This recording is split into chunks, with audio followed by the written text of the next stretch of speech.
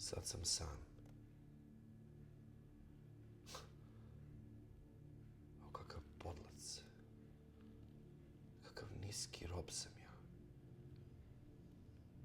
Nije li strašno da taj glumac tu u jednoj pesmi, jednom snu o strasti, maštom svoje može da prisili dušu da od njenog dejstva prebledi mu lik. U oku budu suze, licem strah i jecanje u glasu i držanje sve sa njegovom maštom da dođe u sklad. A sve ni za šta. Za Hekubu. Pa šta je Hekuba njemu ili on Hekubi da plače za njom? Šta bi radio taj da ima povod?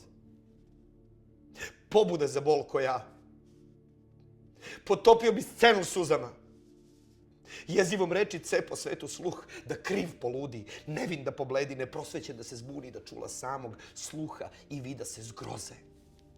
A ja, glup, malodušan nitkov, čamujem ko sanjalo i tup za rođenu stvar. Ništa ne znam reći. Ni za kralja tog na čije blago i život dragocen paklen jedan zločin je izvršen. Jesam li ja strašljivac? Ko me zove nitkom?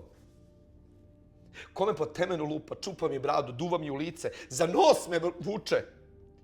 U grlo mi laž, do pluća gura. Ko to čini? A! Okrstam, ja bih to podneo sve. Jer možda da sam golubije jetre i nemam žuč da uvredu zagorča, inače bih nagojio bio sve nebeske vrane ovog roba strvlju. O krvavi bludni nitkove! Besvesni, pohotni, neprirodni! Izdajnička hunjo!